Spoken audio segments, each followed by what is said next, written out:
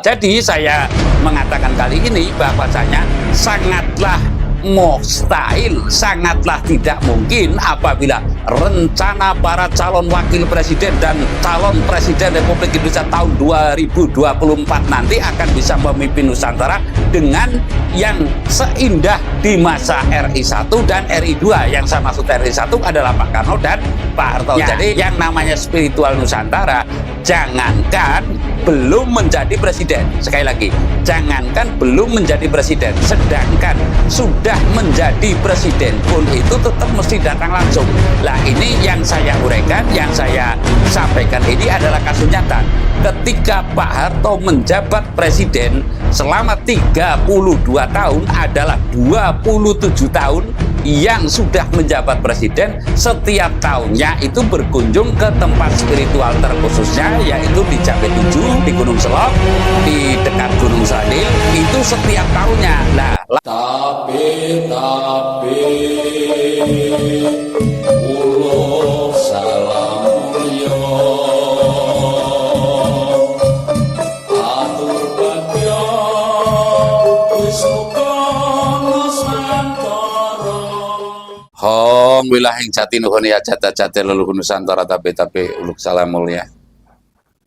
Saya mengamati beberapa gejolak alam ya, gejolak alam, walaupun di tahun 2024 ini tidak ada seperti kejadian tahun 2021 apa 2022 yang Mbak Yul meramalkan ada pesawat jatuh, lalu ada artis yang meninggal dunia, lalu ada dan sebagainya.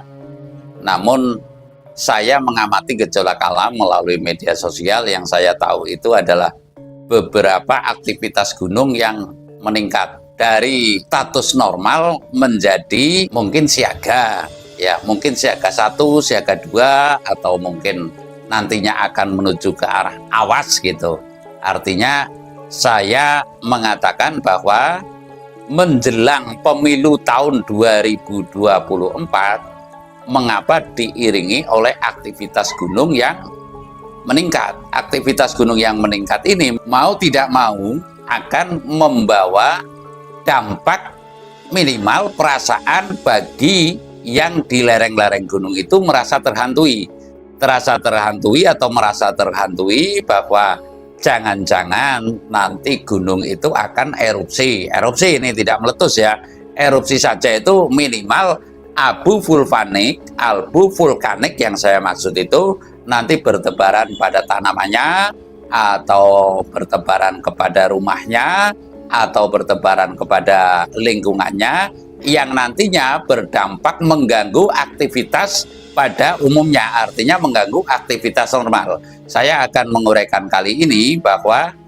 apakah para calon wakil presiden ini sudah cuek bebek atau tidak peduli lagi dengan sistem spiritual bangsa ini, sistem spiritual leluhur ini.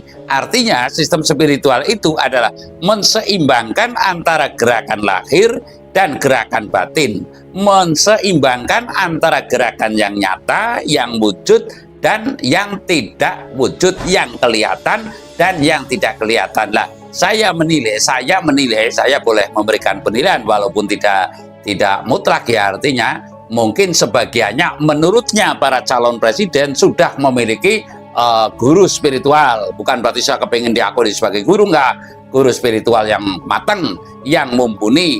Lalu lagi mungkin yang satunya juga demikian, telah punya sesepuh atau ulama yang sudah diandalkan doanya untuk mendoakan dan sebagainya, dan lalu yang satunya lagi mungkin juga demikian.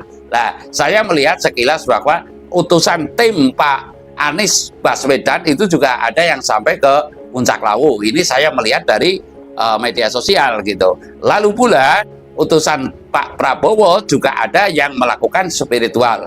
Lalu pula utusan Pak Ganjar juga demikian. Ini adalah merupakan utusan yang diutus untuk melakukan spiritual, berdoa, melakukan lobby-lobby pendekatan terhadap kegaiban. Lah, kali ini saya akan menyampaikan setahu saya yang namanya spiritual Nusantara, jangankan belum menjadi presiden, sekali lagi, jangankan belum menjadi presiden, sedangkan sudah menjadi presiden pun itu tetap mesti datang langsung. Lah ini yang saya uraikan, yang saya sampaikan ini adalah kasus nyata.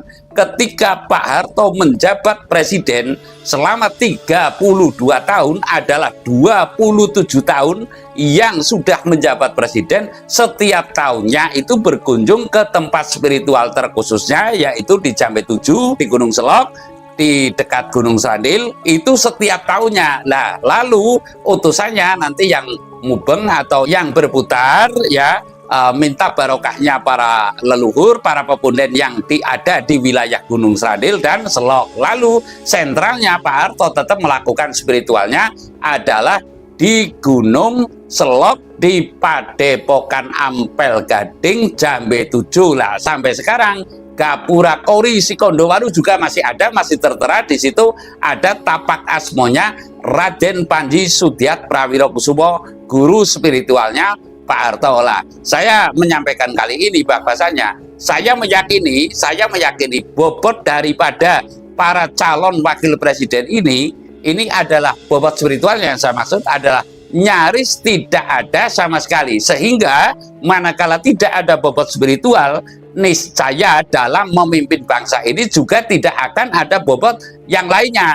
Yang lain dalam arti sekarang sudah terang-terangan saja, pemimpin setelah Pak Harto utang juga banyak sekali, dan lalu banyak pembangunan yang tidak berfungsi. Lah padahal membangun ini adalah bangunan utang. Lah contoh seperti waktu pemerintahan SBY itu adalah Hambalang, lalu waktu pemerintahan Jokowi ini adalah banyak sekali bandara yang tidak terpakai atau tidak berfungsi. Lah saya akan menyampaikan, jangankan belum menjadi presiden, sedangkan sudah jadi presiden saja ya, Pak Harto itu setiap tahunnya tetap melakukan spiritual langsung di Gunung Srandil dan di Gunung Selok. Ini fakta bisa ditanyakan pada lingkungan di Gunung Srandil dan di Gunung Selok, apakah yang demikian itu memang sungguh-sungguh Pak Harto itu datang langsung, dan ketika datang itu tanpa ada pengawalan yang berlebihan. Artinya atas nama bukan presiden, tapi atas nama Kawula Nuswantara yang ingin mendapat restunya Sang Pamong Nusantara,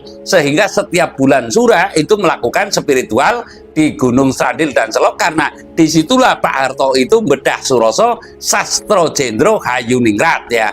Kembali lagi, Sastro Jendro Hayuningrat belum mampu kepada tahap Pangerwateng Diu. Jadi saya mengatakan kali ini bahwasanya sangatlah mustahil, sangatlah tidak mungkin apabila rencana para calon wakil presiden dan calon presiden Republik Indonesia tahun 2024 nanti akan bisa memimpin Nusantara dengan yang seindah di masa RI 1 dan RI 2. Yang saya maksud RI 1 adalah Pak Karno dan Pak Harto. Jadi saya mengatakan bahwasanya dalam kali ini yang namanya perjalanan spiritual para pemimpin Nusantara ini niscaya tidak bisa diwakilkan atas nama daripada calon presiden atau wakil presiden, namun harus bertindak langsung. Artinya harus menindaki secara langsung, soal kepada keluhuran, tidak hanya mengandalkan utusan. Serasa demikian. Terima kasih.